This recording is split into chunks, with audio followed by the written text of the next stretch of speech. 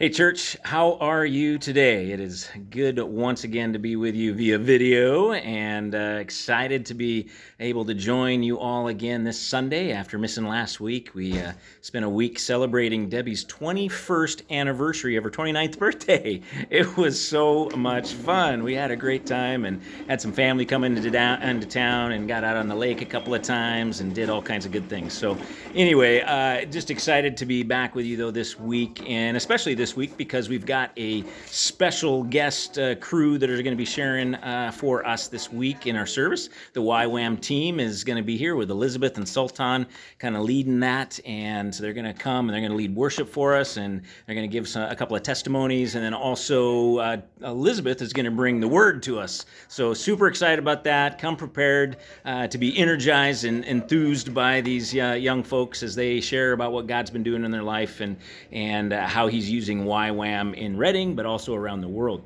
Also wanted to mention, again, last week was our first week that we did a live recording and then posted that to online for Sunday morning worship. And so we're excited to be able to do that instead of have to pre-record on Friday. Of course, I know for those of you that have been joining us online, that was maybe a little bit different. You weren't able to join us in the morning and had to wait until the afternoon. And we also know that there was another issue that kind of came up with the words not kind of being washed out for the lyrics for the songs and stuff. And so sorry about that. We are working to fix those things, and hopefully by this Sunday you'll be able to see the words and be able to sing along with us in worship. And also we are working to make sure that the service is posted so that you can join in and be ready for you to view by 2 p.m. on Sunday afternoon. So I know you're used to many of you coming up, maybe getting up early and watching at 8:30. Now, because we're recording it live on Sunday morning, we won't be able to have it up until 2. Also, in order to kind of help to get it up by 2 o'clock, we're only going to be uploading it to YouTube. And so for those of you that have been used to connecting with our service via Facebook, we will make a post Sunday late morning or early afternoon giving you the link to that service on YouTube. And so look for that on our Facebook page. It'll be there just saying, hey, you can catch today's online service by going to this link, basically something like that. You click on that link, and at 2 o'clock, you'll be able to watch it from YouTube that way. So we hope that will be helpful for you and that'll work out well for you. We know it's a difficult time to be having to do services online, especially for those of you who haven't been able to join us in person yet. And so we're trying to do everything we can to help you out with that. One of the things that, we haven't been able to do, but we're continuing to check into, is to figure out a way to live stream our morning service on Sunday. So that way you could join us at 8:30 a.m. When we kick it off here, it would be showing up online as well as a live stream. We don't have the ability to do that quite yet, but we're continuing to look into that capability and whether we can figure out how we can do that. So we will let you know and keep you posted if that ever comes about and we're able to do that for you. Otherwise, the service on Sunday morning, for those who are joining us online, will be ready to be viewed at 2 p.m. on YouTube on Sunday afternoon. So I hope you can still continue to join us and worship with us through that medium on Sundays. Finally, just wanted to give a quick word of encouragement, just with a question. Who have you been connecting with during this time? For the last 4 months, we have been kind of put in a position where we have to shelter in place and aren't able to go out and be involved in our normal activities and with the normal people in our life that we would normally be involved in. And I know some of us have been able to come and are able to connect on Sunday mornings in our in-person services, but there's many of you that haven't been able to do that yet, and so you're still not connecting that way. And so I'm just wondering if you're connecting with anyone.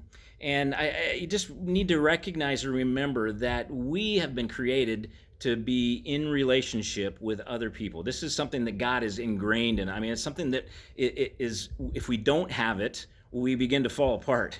And so we really need to have that one-on-one, one-on-100 connection with other people. And so if you haven't been getting that, I would expect that maybe you're starting to feel some depression, or have been feeling some depression, or just emotional instability, maybe extra frustration or loneliness or sorrow.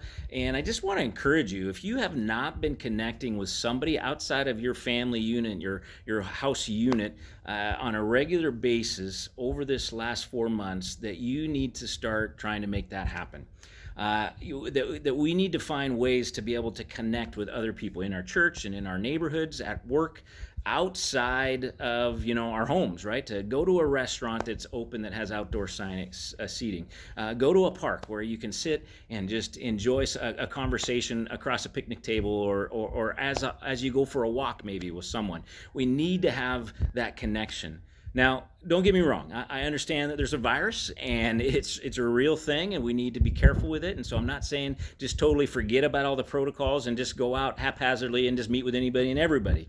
But I am saying that we can meet safely, that you are able to meet with people at a restaurant and have some kind of social distance there.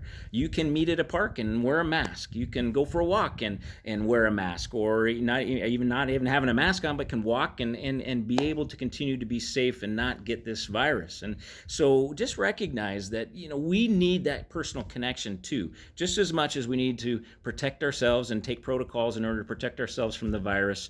We also need to make sure we put in the time and the effort to be able to reach out and connect with individuals. And so if you're not doing that, I just want to encourage you to begin to think through that, how you could do that. What's a person in your life that you haven't seen in a while, that you used to see all the time, that you need to get together with, and then see if you can contact them and find out if you guys can figure out a place where you could meet and just have maybe an hour of conversation, just catching up and being able to see each other's eyes once again, to be able to be in each other's presence, and to be able to enjoy that time and connect with somebody at that level. It's as easy as doing things like my friend Mike Mercer and I do. We come to the church and we share a meal and cookies together and sit across a picnic table, and for a couple of hours we have a great conversation here, and even take a walk on the prayer trail, and we keep our socially distanced. And Mike and I we're both huggers. We would love to hug each other, but we resist doing that, and instead just enjoy the conversation that we can have together. So church, we need each other. We need connections. If you're lonely, if you're depressed, if you're feeling more sorrowful than normal, if you got a lot of negativity going on, then I encourage you to reach out to somebody in the next week or two. Make it a regular part of your schedule. Maybe every week you've got somebody that you're going to go out to lunch with or go for a walk with, to get together with them person to person, to be able to have that conversation. I think if you do, I think you'll be surprised by how that changes just kind of the feelings that you have. I think you'll become more optimistic. You get more feel energized by that, and be able to have a more positive outlook on life and what's going on, and it'll be good for your emotional conditions as well, and soul condition. So, church, super excited about seeing you on Sunday. Hope to see you there as we celebrate with YWAM and get to hear about what God's been doing in our lives, but also just excited to be able to see so many of you face to face and have those conversations. For those of you online, please continue to join us at 2 o'clock. If you need anything from us, don't hesitate to reach out and let us know. We would love to come alongside you and just continue to pray for you and be there for you in any way we can. All right, church, God bless you. Have a great weekend. Hope you enjoy some time with family and a friend.